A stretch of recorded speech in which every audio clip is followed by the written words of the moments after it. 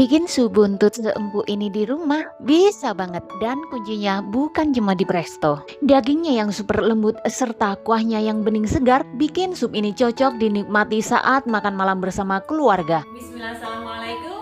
Hai, jumpa lagi dengan saya Suprapti di channel kita Jelajah Hong Kong. Hari ini dapur saya terasa harum sekali karena saya sedang memasak sup buntut sayuran yang kuahnya bening, segar, dan bumbunya meresap sampai ke tulang. Kalau kamu sering gagal bikin buntut yang empuk atau kuahnya sering keruh, video ini sangat cocok buat kamu. Saya akan bagikan rahasia resep sup buntut ala restoran yang bisa kamu buat sendiri di rumah dengan bahan-bahan yang sederhana. Jadi pastikan untuk simak sampai habis ya, agar tidak ada tips yang terlewatkan. Nah, sebelum kita mulai memasak guys, mari kita siapkan bahan-bahan berkualitasnya. Di antaranya 1. 500 gram buntut sapi. 2 buah tomat segar. 3 2 buah kentang. 4 setengah buah kubis. 5 1 buah bawang bombay. 6 3 tangkai seledri impor. 7 3 lembar daun salam kering. 8 2 iris jahe. 9 2 liter air dan garam secukupnya. Nah, setelah semua bahan siap guys, langkah pertama adalah membersihkan buntut sapi agar kaldunya tetap jernih dan harum. Nah, mengenai langkah memasaknya guys, 1. Cuci bersih buntut sapi, lalu rebus selama 15 menit di air yang mendidih untuk menghilangkan kotoran, darah, dan bau amisnya. Lalu buang airnya dan cuci bersih kembali. Langkah ini guys juga berfungsi sebagai sterilisasi buntut sapi dari berbagai bakteri yang berbahaya. 2. Kupas bawang bombay, kentang, wortel, dan seledri. Lalu cuci bersih semua sayuran segarnya. Lalu iris 1 buah tomat dan bawang bombay menjadi 4 bagian. Lalu iris kubis dan seledri sesuai selera juga. Lalu sisihkan. 3. Masukkan air dingin ke dalam panci, lalu tambahkan buntut sapi, jahe, dan daun salam kering ke dalamnya. Lalu masak dengan menggunakan api besar hingga mendidih. Setelah mendidih guys, kecilkan api dan rebus ekor sapi ini selama setengah jam menggunakan api sedang. Lalu masukkan seluruh sayuran ke dalamnya dan tunggu hingga mendidih.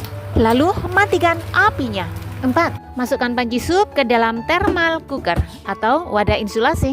Teknik ini guys disebut thermal cooking. Tahu nggak guys kenapa hal ini saya lakukan? Karena dengan menyimpannya di dalam wadah insulasi setelah mendidih, proses ekstraksi nutrisi tetap berjalan perlahan tanpa merusak vitamin sensitif.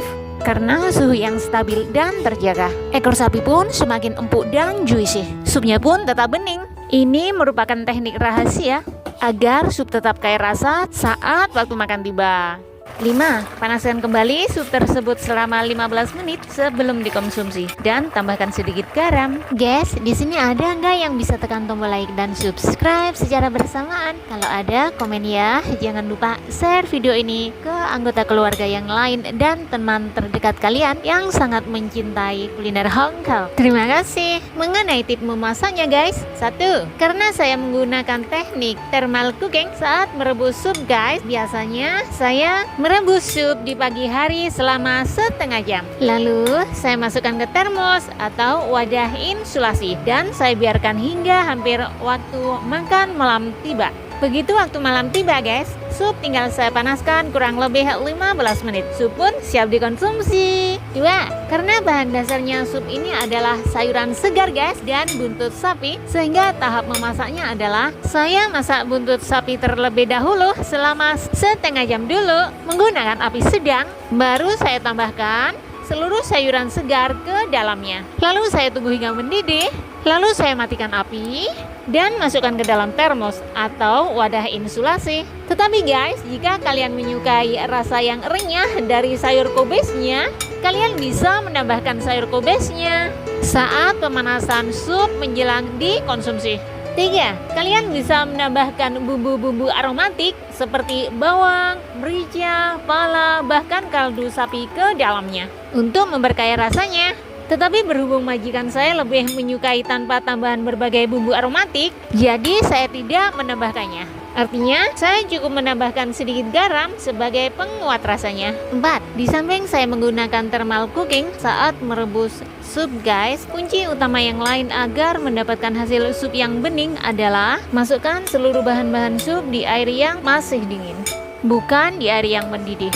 Tetapi guys, jika kalian menggunakan metode thermal cooking seperti yang biasa saya lakukan, kalian memasukkan seluruh bahan-bahan sup ke dalam air yang telah mendidih, tidak apa-apa. Karena proses perebusan yang real menggunakan api cuman setengah jam, sisanya menggunakan thermal cooking. Guys, kalian tahu nggak kenapa saya lebih memilih seledri sebagai bahan dasar dari sup saya? Karena seledri mengandung rendah kalori. Dalam satu batangnya guys, mengandung kurang lebih 7,5 gram kalori. Tetapi kaya akan nutrisi mikro yang sangat bermanfaat untuk A. Menurunkan tekanan darah. Umumnya, seledri mengandung senyawa kalides yang membantu merelaksasi dinding arteri, sehingga aliran darah lebih lancar dan tekanan darah menurun. B. Untuk mensupport kesehatan tulang dan darah. Umumnya guys, seledri kaya akan vitamin K yang sangat penting untuk kepadatan tulang dan proses pembekuan darah. C. Berfungsi sebagai anti peradangan dan antioksidan. Umumnya, seledri mengandung luteolin dan apigenin yang dapat melawan radikal bebas, mengurangi peradangan kronis, dan bahkan berpotensi mencegah kerusakan sel otak. D. Sebagai detoksifikasi dan kesehatan ginjal. Seledri atau sayuran yang renyah ini guys bisa membantu membersihkan racun dari hati dan ginjal serta bertindak sebagai diuretik alami untuk membuang kelebihan cairan. Umumnya guys, seledri ini terdiri dari 95%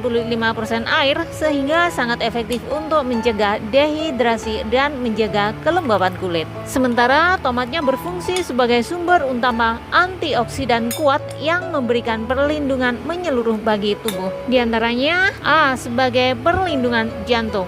Karena tomat umumnya mengandung likopin dan antioksidan yang terbukti dapat menurunkan kadar kolesterol jahat atau LDL dan menjaga kesehatan pembuluh darah. B. Untuk menjaga kesehatan mata. Umumnya, tomat kaya akan vitamin A, lutein, dan zeaxanthin yang melindungi mata dari kerusakan akibat cahaya biru dan degenerasi makula. C. Untuk menjaga kesehatan kulit. Kandungan vitamin C yang tinggi bisa merangsang produksi kolagen untuk kulit yang lebih kencang, kenyal, dan bercahaya. D. Untuk menjaga kesehatan sistem pencernaan. Tomat umumnya memiliki serat yang baik untuk mencegah terjadinya sembelit dan menjaga kesehatan usus. E. Sayuran ini juga memiliki indeks glisemik yang rendah sehingga aman dikonsumsi penderita diabetes untuk membantu mengontrol gula darah. Untuk mendapatkan manfaat yang optimal guys, kalian bisa mencoba beberapa tips berikut. 1.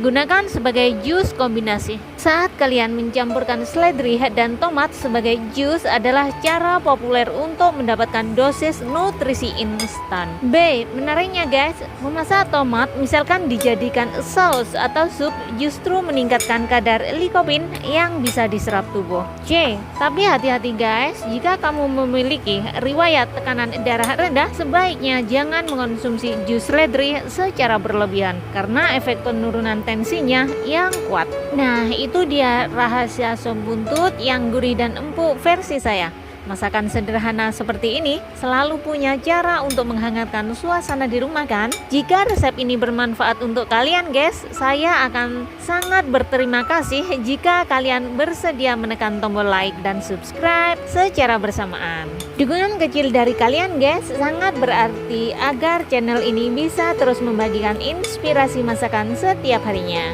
Jangan lupa nyalakan lonceng notifikasinya juga supaya kita bisa masak bareng lagi di video berikutnya. Kalau kalian punya request resep lain guys atau tips rahasia versi kamu, yuk tulis di kolom komentar. Sampai jumpa di resep selanjutnya dan selamat mencoba di rumah and happy cooking. Video seru yang lainnya ada di sini.